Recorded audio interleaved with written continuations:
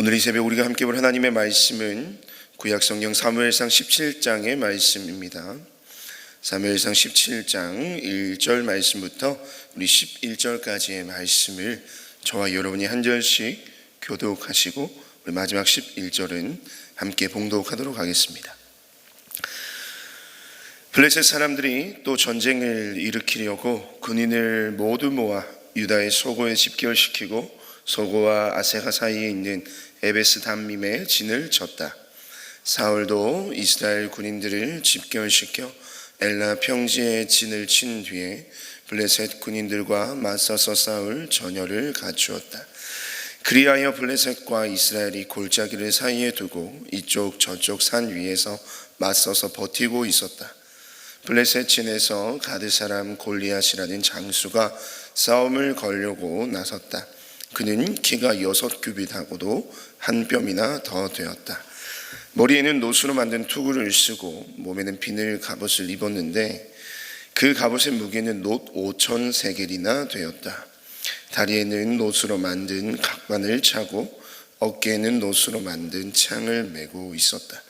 그의 창 자루는 베틀의 용두머리만큼 굵었고 그 창날의 무게는 쇠 600세겔이나 되었다.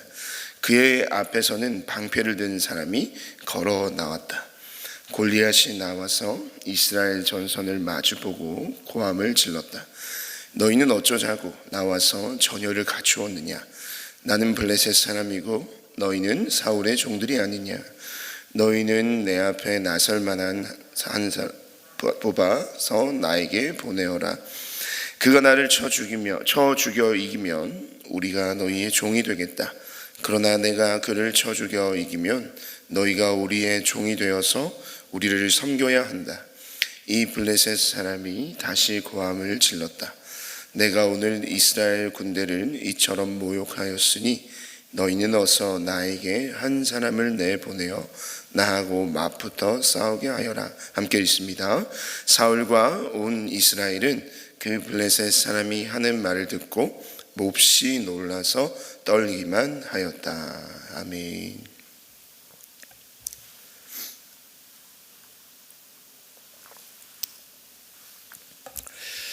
오늘 사무엘상 17장 우리 1절에서 11절의 말씀을 가지고 골리앗 앞에 선 이스라엘이라는 말씀의 제목으로 이 새벽 잠시 말씀의 은혜를 나누길 원합니다.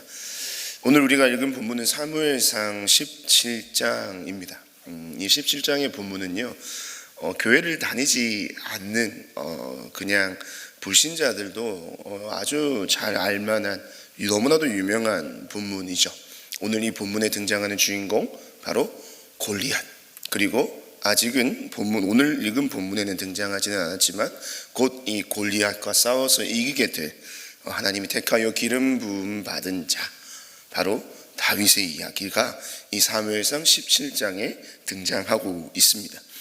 우리가 너무나도 잘 알고 있는 본문이기 때문에요, 이 본문을 우리가 묵상을 하거나 또 설교를 들을 때에 우리는 알고 있는 본문이기 때문에 자칫 식상해 할 수가 있고, 또 이 본문을 묵상하면서 좀 밋밋하게 우리의 삶에 적용할 수도 있을 것 같습니다. 그런데 하나님의 말씀은 날마다 새로운 것이죠. 동일한 말씀이라도 나의 삶에 그때그때 순간순간마다 또 필요한 말씀으로 우리에게 깨닫게 하시는 은혜가 있다는 겁니다. 오늘 이 시간, 바로 이 새벽 기도의 자리가 이 본문을 통해서 그런 하나님의 은혜를 맛보는 귀한 시간이 되기를 원하는데요, 그렇게 하기 위해서는 우리가 단순히 17장 한 본문만 볼 것이 아니라, 이 본문만 보게 된다면 우리가 너무나 잘 알고 있는 본문이지만 이 17장이 사무엘상에서 어떤 위치에 있는지, 쉽게 말해서 이 문맥 가운데 어떤 상황 가운데 있는지를 우리가 파악하면서 본문을 이해하면 여러분들의 묵상과 적용이 더욱더 풍성하여질 것입니다. 오늘 본문은 어디에 위치하는가? 이런 상황입니다. 이스라엘 백성들이 왕을 요구했잖아요. 그래서 하나님께서 왕을 주셨습니다. 인간 왕을 주셨죠. 그래서 혜성같이 등장한 이스라엘의 첫 번째 왕, 용맹한 용사 사울이 이 많은 이들의 기대를 한 몸에 얻으면서 이스라엘의 초대 왕으로 등극했습니다. 많은 기대를 했을 거예요, 이스라엘 백성들이요. 그리고 심지어 사울 본인조차도 이 첫 번째 왕이기 때문에 이스라엘 안에서 자기가 해야 될 역할들이라든지 굉장히 그 기대에 부푼 마음을 가지고 이 왕의 직분을 감당하였을 겁니다. 그런데 그러한 화려한 등장 이면에 실제로 이 사울 왕이 이스라엘 백성들 안에서 왕으로서의 그 역할, 그 영향들, 그 업적들은 뭐 별게 없었다는 거죠. 특별한 영향력도 행사하지 못한 채 이 사울 왕은 자기 교만과 거만함에 빠지게 됩니다.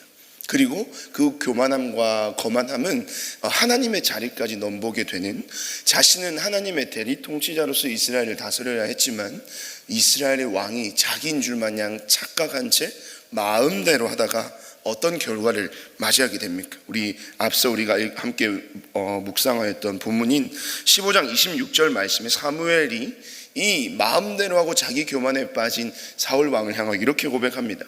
사울이 여호와를, 당신이 여호와를 버렸으므로 여호와도 사울을 버려 이스라엘의 왕이 되지 못하게 하셨다. 사울이 여호와를 버려서 여호와 하나님도 사울을 버리셨다. 근데 그 버리신 것이 어떤 의미입니까? 그가 이스라엘의 왕이 되지 못하게 하셨다라고 이야기를 하는 겁니다. 그러한 상황 속에서 오늘 이 다윗이 등장을 합니다. 이 사무엘에게 기름 부음을 받는 장면이 이 앞선 16장의 아주 중요한 사건인 것이죠. 기름을 붓는다는 것은 구별하여 부르시고 택하여 부르셨다. 이스라엘의 왕으로서 하나님께서 세우신 차기 왕인 이 다윗이 등장하는 모습이 이 16장에 나와 있는 것이죠. 그리고 오늘 17장입니다. 그리고 이 17장의 중요한 사건이 바로 골리앗과 싸워서 이긴 다윗이 등장하는 것이죠. 사울의 그런 몰락과 다윗의 또 다른 등장, 이 두 모습을 통해서 하나님은 어떤 모습을 우리에게 보여주시느냐, 사울의 왕으로서 부족한 모습을 부각시키고 되려 이제 부족한 사울의 왕의 모습이 있지만 하나님께서 원하시는 온전한 왕의 모습을 갖춘 다윗을 등장시킴으로써 이 하나님께서 원하시는 왕은 어떠한 자인가, 바로 이 다윗과 같은 자이다라는 것을 이야기하고 싶으신 겁니다.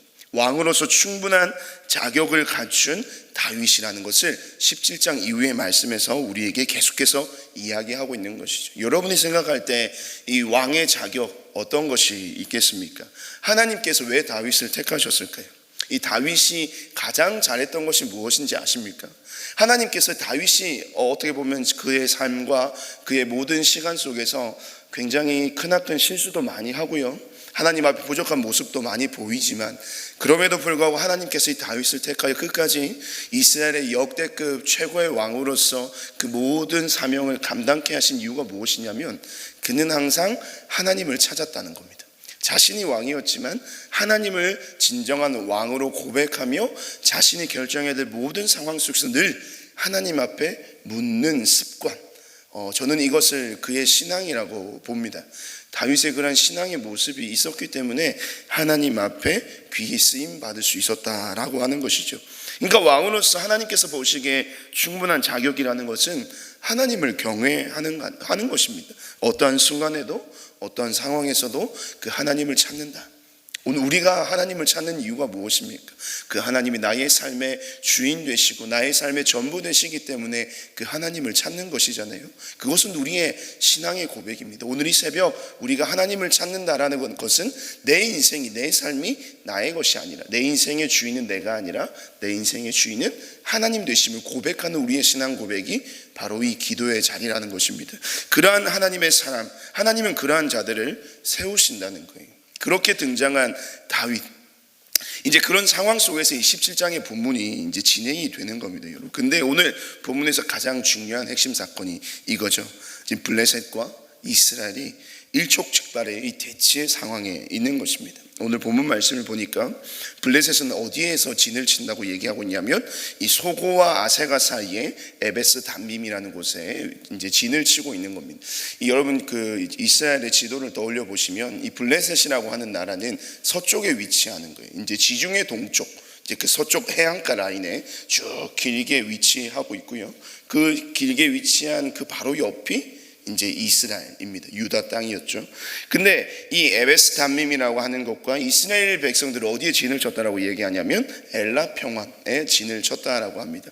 근데 말씀에 또 보니까 두 골짜기를 사이에 두고 서로가 대치하고 있는데, 여러분 이 골짜기가 굉장히 중요한 위치예요.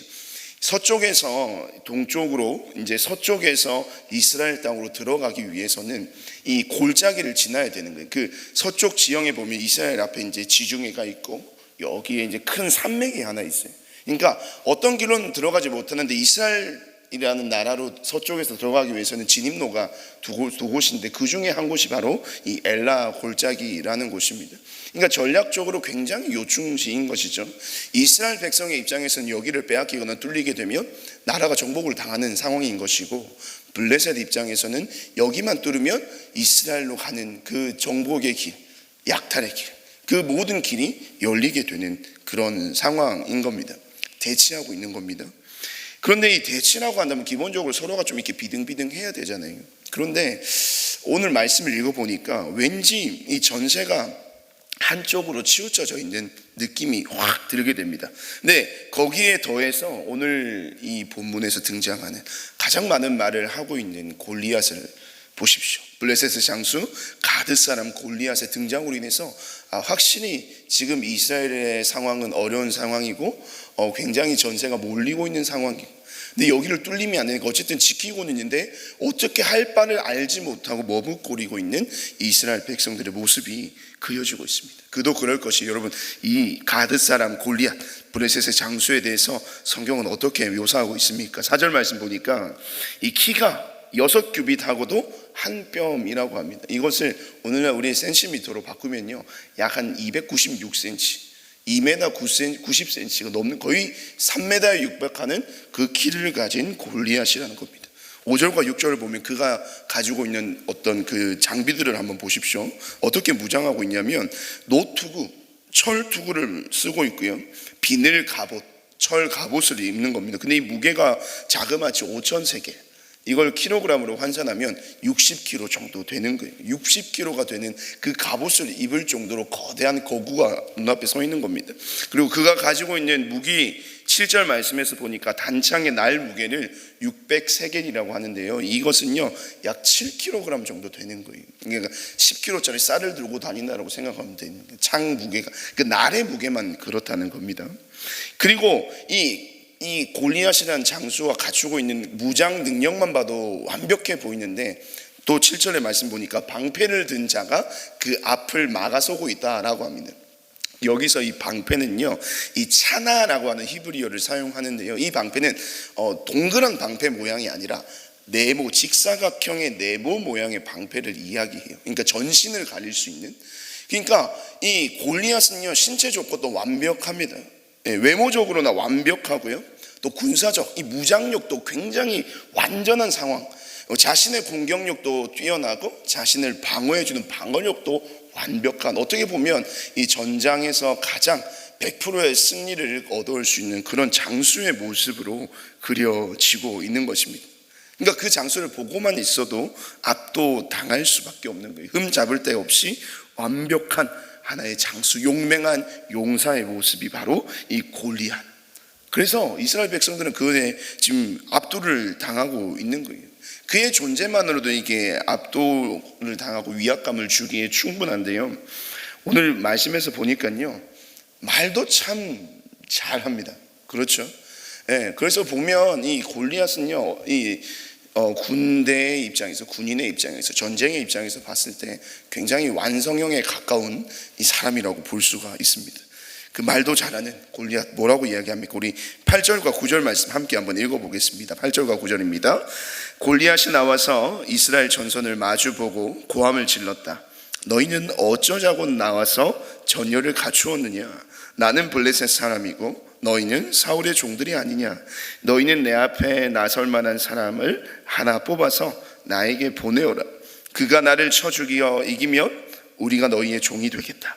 그러나 내가 그를 쳐 죽여 이기면 너희가 우리의 종이 되어서 우리를 섬겨야 한다. 이 말씀, 지금 이 골리앗이요 도발을 하고 있는데 이 정말 말을 잘 하고 있는 상황이에요. 왜냐하면 이 팩트만을 얘기하고 있거든요. 이스라엘 백성들이 무엇에 벌벌 떨고 있는지 정확하게 알고 그들의 어떤 연약한 부분을 콕콕콕 찔러서 이야기를 하고 있는 겁니다. 이 8절 말씀 보세요. 너희는 어쩌자고 나와서 전열을 갖추었느냐. 야, 너희가 지금 우리랑 잽이 되냐? 뭐 어떻게 하려고 지금 나와서 싸우려고 자세를 잡고 있느냐? 그냥 포기해. 이런 뉘앙스인 거예요. 그리고 뭐라고 얘기합니까? 나는 블레셋 사람이고 너희는 사울의 종들이 아니냐. 이 말이 그냥 평범한 말이 아니라 그들의 어떤 자기가 어떤 민족인지를 얘기하는 게 아니라 나는 블레셋 사람이고, 이 말은 우리는 자유인이라는 거예요. 나는 자유인이고 너희는 사울의 종들 아니냐. 너희는 노예 아니냐. 종의 신분 아니냐. 야, 자유인과 종이 어떻게 붙어서 전쟁을 하겠냐. 지금 굉장히 비아냥거리면서 비꼬는 태도를 가지고 있는 겁니다. 그리고 9절에서 이제 한 명을 나오라는 거예요. 그러니까 나와 싸워서 이제 겨룰 만한 한 사람을 택하여 보내라. 그리고 너와 그 사람과 내가 싸워서 우리가 이기면 너희가 우리의 종이 되겠고, 너희가 이기면 내가 너희들의 종이 되겠다. 이 고대 근동의 전쟁의 하나의 방법이에요. 어떤 전쟁의 리스크를 줄이기 위한 하나의 방법인데, 골리앗은 이야기합니다. 나와서 싸워서 겨룰 사람 한 사람을 보내어라. 굉장히 이 자신감에 찬 표정인 것이죠. 말인 것이죠. 그리고 이 골리앗은 알았어요. 이스라엘에 자기를 당할 용사가 없다는 사실을 알았기 때문에 지금 이렇게 비아냥거리면서 그들을 무시하면서 지금 그들에게 외치고 있는 골리앗의 모습이 그려지는 겁니다. 근데 우리는 그래요. 어떻게 보면 이스라엘 편이잖아요. 그렇죠? 이스라엘에 대한 측은한 마음이 생깁니다. 이 말씀을 제가 읽는데요, 저도 자존심이 팍팍 상하더라고요. 굉장히 기분이 나빠요. 이렇게 왜 비아냥거릴 수가 있나. 그런데 이 상황에서 이스라엘 백성들의 마음은 어떻겠습니까? 굉장히 자존심이 상할 겁니다. 그런데요, 아무것도 그들은 할 수가 없었어요. 짜증나는 상황이지만 골리앗이 늘어놓는 모든 말들이 다 맞는 말만 이야기하고 있거든요. 그래서 11절 말씀 보시면 그들의 태도가 어떻습니까? 사울과 온 이스라엘은 그 블레셋 사람이 하는 말을 듣고 몹시 놀라서 뭐만 하였다고요? 떨기만 하였다. 화가 나고 분에 차고 그런 게 아니라 완전히 쫄보처럼 완전히 그 구석에서 벌벌벌 떨고 있는 그러한 모습을 묘사하고 있는 겁니다. 사울을 포함한 이스라엘은 그 골리앗의 외침과 블레셋의 모욕 앞에서 아무것도 할 수 없는, 두려워 떨기만 하는 그런 모습으로 서 있다는 거죠. 여러분, 왜 그럴 수밖에 없었을까요? 앞서 말씀드렸지만 골리앗이 하는 이야기는 모두가 다 이스라엘이 현재 가지고 있는 모습, 팩트였기 때문에, 사실이었기 때문에 그들은 변명할 여지가 없었어요. 그리고 두 번째로, 왜 그들이 사울을 포함해서 오늘 11절의 말씀은 사울과 온 이스라엘이라고 이야기하고 있습니다. 그러니까 이스라엘이라고 얘기하지 않고 사울 한 사람을 지칭하는 것이, 이것은 무엇이냐면 사울이 왕으로서의 자격을 완전히 상실해 버렸음을 고발하는 내용인 겁니다. 사울이 이제는 완전히 그냥 하나님의 대리 통치자로서 역할을 감당하지 못하고 있는 모습을 지금 우리에게 보여주고 있는 거예요. 그러니까 왜 그가 그렇게 떨 수밖에 없었느냐? 아까 15장 26절 말씀이었죠. 하나님이 사울을 버리셨기 때문에 그렇습니다. 골리앗이요, 한 명 나오라고 하면 누가 나가면 됩니까? 이 당시에 우리가 앞서도 계속해서 본문에서 묵상을 하지만 이 당시에 이스라엘 백성들이 무기를 잘 갖추고 있는 게 아닙니다. 이 철로 만든 무기를 가지고 있었던 사람은 두 사람밖에 없었다 그래요. 사울과 요나단입니다. 그러면 이 무기를 온전히 갖춘 장수가 골리앗 앞에 누가 나가야 되는 거예요? 사울이 나가는 게 맞습니다. 근데 왜 못 나갔습니까? 그에게서 하나님의 영이 떠나버렸기 때문입니다. 이 하나님의 영이 떠난 자는 어떤 모습이 됩니까? 세상의 눈으로 상황을 판단하게 됩니다. 그렇기 때문에 어떻게 할 수가 없는 거예요. 그렇게 무기력하게 벌벌 떨 수밖에 없었던 겁니다. 이처럼 하나님의 간섭이 없는 인생, 하나님이 함께 하시지 않는 인생은 세상 앞에서 무기력할 수밖에 없음을 우리에게 보여주는 것이죠. 그럼 우리가 이렇게 얘기할 수 있습니다. 사울과 이스라엘 백성들이 이렇게 얘기할 수 있죠. 하나님, 어찌하여 우리를 버리십니까? 하나님, 당신이 우리를 택하시지 않았습니까? 여러분, 하지만 그 문제는요, 하나님의 문제가 아닙니다. 정확하게 우리가 알아야 될 것은 하나님이 먼저 사울을 버리신 것입니까? 아니에요. 사울이 먼저 하나님을 버렸다는 겁니다. 하나님이 사울을 먼저 버리신 것이 아니라 사울이 먼저 하나님을 버렸다는 것입니다.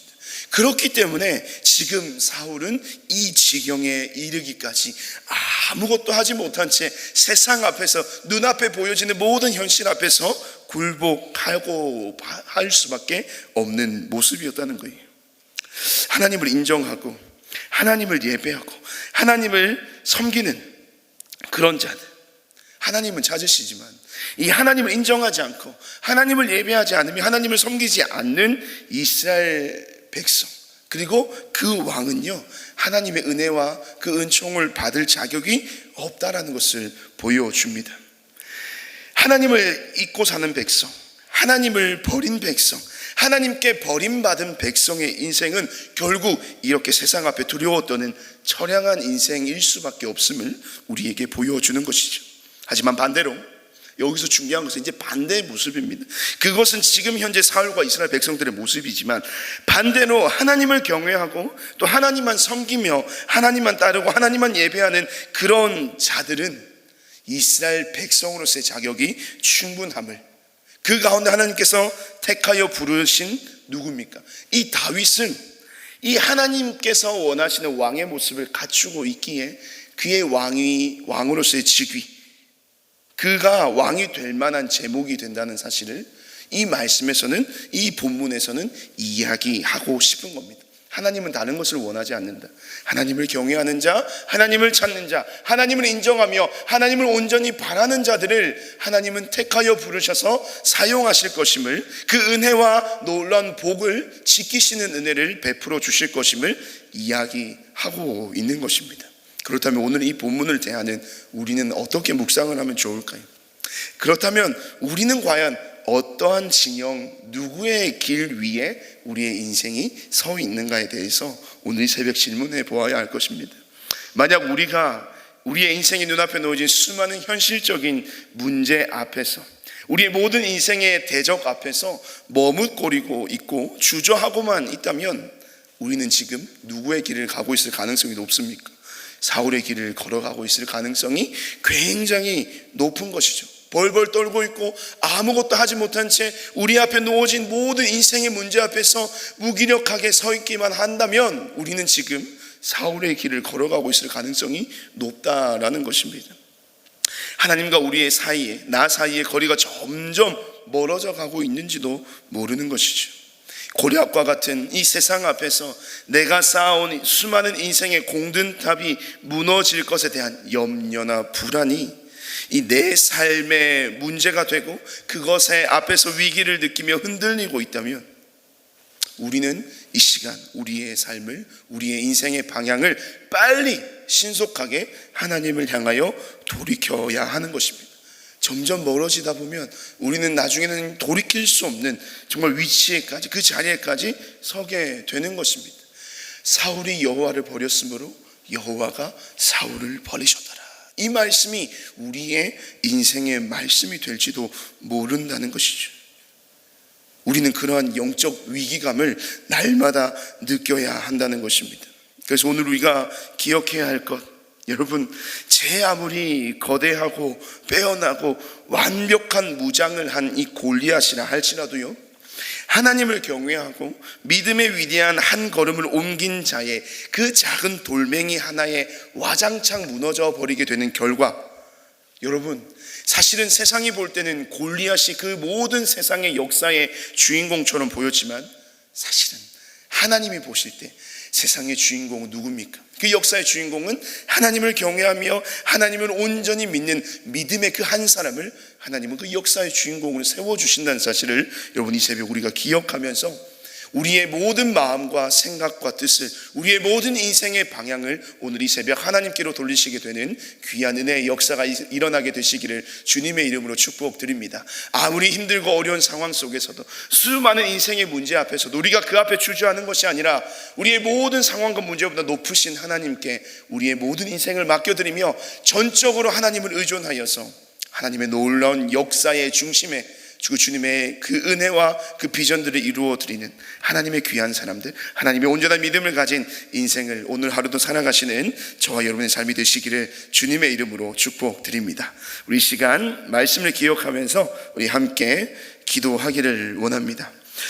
내 삶을 더욱 온전히 모든 것을 하나님께 내어드릴 수 있는 하나님의 백성된 삶을 살아가게 하여 주시옵소서로 기도합시다.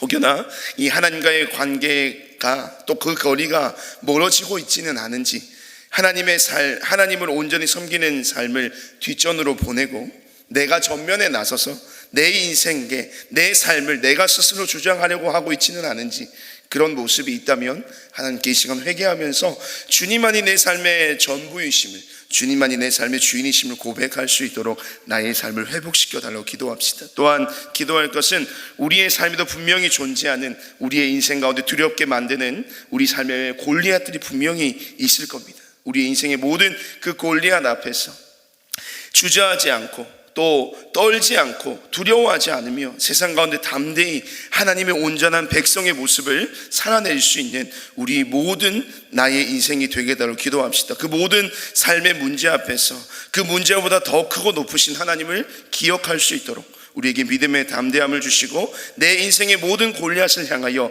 하나님의 승리를 선포할 수 있는 그런 인생을 살아가게 하여 주시옵소서라고 우리 말씀을 위해서 기도하시고요. 오늘은 다 함께 우리 다음 세대를 위해서 함께 기도하는 날입니다. 우리에게 허락하여 주신 귀한 우리 다음 세대들이 있습니다. 이 모든 다음 세대들이 오늘 말씀에서 등장할 다윗과 같은 자들이 되기를 원합니다. 세상 앞에 주눅들거나 세상 앞에 그 현실 앞에 머뭇거리거나 주저하는 인생들이 아니라 하나님께 온전히 자신의 삶을 내어 맡기며 믿음의 담대한, 믿음의 위대한 삶의 걸음을 옮겨갈 수 있는 하나님의 사람들, 우리 모든 은혜샘물교회 다음 세대들이 될 수 있게 달라고 우리 시간 말씀을 기억하면서 또 다음 세대를 위해서 함께 합심하여 기도하시고 각자 개인의 기도 제목으로 기도하신 뒤에 자유롭게 돌아가시길 바랍니다. 우리 함께 기도하겠습니다.